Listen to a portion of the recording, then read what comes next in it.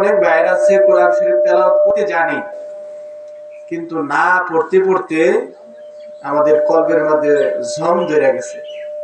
একবারে যা জানি তা শেষে দুই একটা সূরা মস্ত আছে, কুল আল্লাহ ইন্নাতুইনা, এই সমস্ত সূরা ছোট ছোট সূরা এগুলো মস্ত আছে, আর যা জানি শেষ।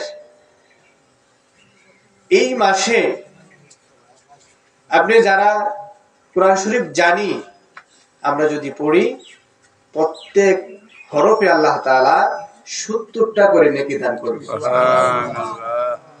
আপনারা অত্যন্ত আনন্দিত সাথে জানাচ্ছি যে আজকে আমাদের পীর সাহেব হুজুর আমার সাথেই মঞ্চে বসে আছেন।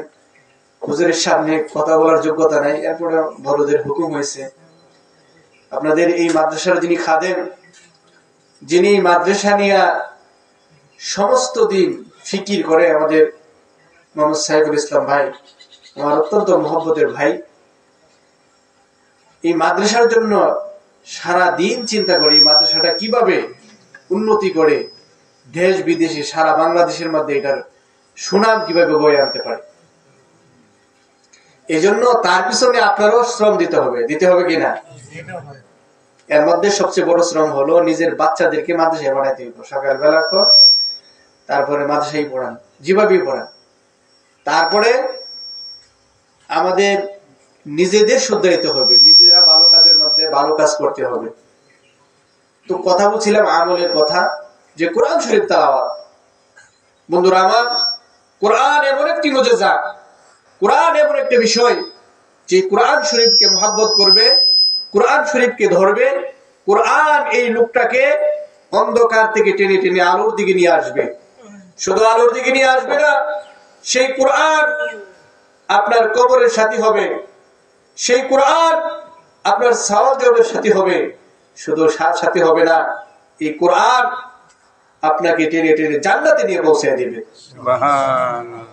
এই কোরআনের সাথে মহব্বত রাখা দরকার আছে কিনা? বন্ধুরা আমার, কোরআন পড়তে জানি, কিন্তু না পড়তে পড়তে ভিতরে জং ধরে গেছে। এরপরেও আমরা মসজিদে এসে ইমাম সাহেবের কাছে বলি না যে হুজুর আমার সূরাটা শিক্ষা দেন না। অনেক সময় মনে করি যে আমি বললিনি আমার হুজুরের কাছে আমার নিজের লজ্জা হয়ে যায়, ছোটনি হয়ে যায়। বন্ধুরা আমার, দুনিয়ার ক্ষেত কামার, ক্ষেতের মধ্যে বীজ বপন করার জন্য আপনি অন্যের কাছে জিজ্ঞাসা করেন, ভাই এই মাসে বীজ পালাইলে ভালো ফসল হবে কিনা? সে বলে না রে পালাইস না, আরেক মাসে পালাইস, এই মাসে দিস না, এই ভালো ফসল হবে না, বৃষ্টি আসবো, বিভিন্ন ঝড় তুফান আসবে, দিস না। কিন্তু আখিরাতের কাজ আপনার জন্য 5 ওয়াক্ত যিনি আপনার নামাজে ইমামতি করে, ওনার কাছে গিয়া বললেন না কাল কিয়ামতের ময়দানে আল্লাহর কাঠগড়ায় কিভাবে জবাব দিবেন? এই কথা বললে চলবে না, আমি শিখি নাই, এই কথা বললে শিখি নাই। দুনিয়ার কাজ শিখার জন্য মাসকে মাস, বছরকে বছর দেয়া দিতে পারেন, কিন্তু আখিরাতের কাজ সামান্য সময় বসার আমাদের ইয়া হয় না। বন্ধু, বুঝে আসবে সেই দিন, যেদিন হাউ মাউ করে চিৎকার দিবেন, কবরের মধ্যে পশু পাখি, গাছপালা, তরুলতা, বৃক্ষরাদি, এই সমস্ত জিনিস আপনার কথা শুনবে, আপনার আযাব দেখবে, তারা কথা বলতে পারবে না। ওই দিন আফসোস করে কিনে লাভ হবে না। ওই দিন বলবেন, আল্লাহ আমার পুনরায় জীবন দেন, সেই জীবন পেয়ে আমার সম্পত্তি আপনার রাস্তা দিয়ে আসবো, আমার ছেলেগুলাকে ইসলামী শিক্ষায় শিক্ষিত করব। ওই দিন বলে আর কোন লাভ আসবে না, আর কোন লাভ আসবে না। এই জন্য মসজিদ, মাদ্রাসা, উলামায়ে কেরামদের সাথে সম্পর্ক বেশি বেশি করেন। দুনিয়াতেও লাভ, আখিরাতেও লাভ।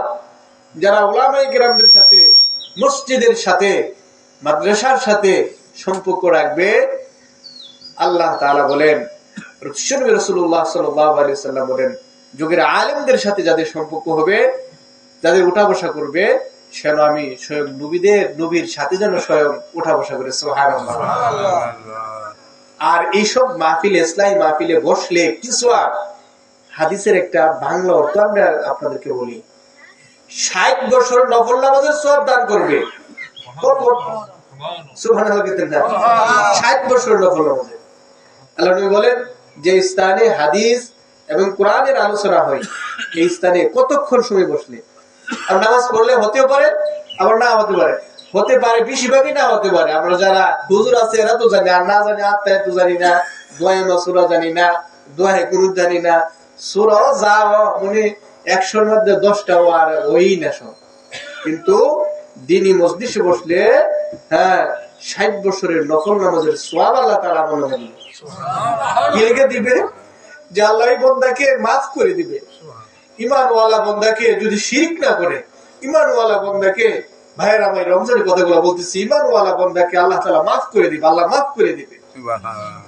আল্লাহ বলেন ফেরেশতারা চাইছিল তোমাদেরকে আমি দুনিয়াতে না পাঠাই, তোমরা দুনিয়াতে আইসা কাটাকাটি হানাহানি এরকম কিছু করবে, আমাদের কাছে আমার কাছে সুপারিশ করেছিল, কিন্তু না, আমি তোমাদেরকে অত্যন্ত মায়া করে বানিয়েছি জাহান্নামে দেওয়ার জন্য না, আমি তোমাদেরকে জান্নাতে দেওয়ার জন্য।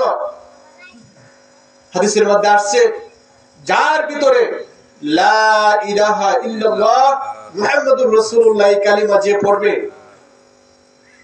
ওই ব্যক্তিটাও জান্নাতে যাবে। সুবহানাল্লাহ।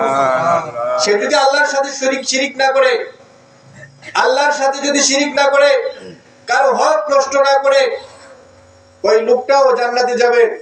হাদিসে আসছে, আমি আপনাদেরকে কিভাবে বোঝাই, যে বড়া বাজে না দেখেন না, বড়া বাজার পরে শেষে পেলে বাবা এই যে নিচে যে বুড়া পড়ে থাকে এগুলা আনার জন্য আরেকটা খেউ দিয়া সকল গুলা এরকম ভাবে নেই, শেষে পরে ছোট ছোট যে বড়ার গুলা থাকে হিরো ওইটাই। তেমনি ভাবে যে সমস্ত মানুষের ভিতরে ঈমান থাকবে, যে ব্যক্তি একবার বলছে লা ইলাহা ইল্লাল্লাহ মুহাম্মাদুর রাসূলুল্লাহ, ওই লোকটাকে আল্লাহ তাআলা তার কুদরতি হাতে জান্নাতে বসিয়ে দেবে। সুবহানাল্লাহ। মুহাম্মদ কে নামে জিসকা উসকা বেড়া পার হে। মুহাম্মদের কালিমা যে ব্যক্তি একবার পড়েছে ওই কালিমা তাকে টেনে টেনে আল্লাহর জান্নাতে তাকে নিয়ে পৌঁছে দেবে। সুবহানাল্লাহ। এজন্য বলি কোরআনের সাথে সম্পর্ক রাখতে হবে। যারা কোরআন পারি আমরা কোরআন পড়ব, এবং যাদের ঘরে অনেক মা বোনরা আছে, অনেকের বিবিরা আছে, তারা কোরআন শরীফ পড়ে, কিন্তু আমরা তাদেরকে পড়তে দেই না। আমরা খুব জালেম, তাদের উপর জুলুম করি। সারাদিন এই আসরের পরে জোহরের পর থেকে এরা শুধু আপনার ইফতারি বানানোর জন্য মানে তারা সারা সমস্ত দিন কাটায় দেয়। এরা ইবাদত লাগে না, ইবাদত আমনে এই যে নামাজ পড়ে গেছে হয়ে গিয়ে শুইছেন, আর ওই বড়া বানাইতেছে, বুট বাজতেছে, একটার পরে একটা কাজ করতেছে। এরপরে যদি একটু 19-20 হয়, কি একটা বিজলি মারে, দেখে বানাও নাই। অনেক মা বোনরা আছে স্বামীর জুলুমের কারণে কোরআন শরীফ পড়তে পারে না। এটার জন্য আল্লাহর কাছে আপনাদের জবাবদিহি করতে হবে বন্ধুরা আমার। যারা জানে অবশ্যই তাদেরকে কোরআন পড়ানোর চেষ্টা করবেন, এবং আমার ছেলে মেয়েদেরকে যারা আছে তাদেরকে দ্বীনি শিক্ষায় শিক্ষিত করার জন্য চেষ্টা করবেন। আল্লাহ রাব্বুল আলামিন আপনি আমাকে কালামে পাকের প্রতি শ্রদ্ধা এবং মহব্বত রেখে চলে তৌফিক দান করুন। আমিন। আসসালামু আলাইকুম ওয়া রাহমাতুল্লাহি ওয়া বারাকাতুহু।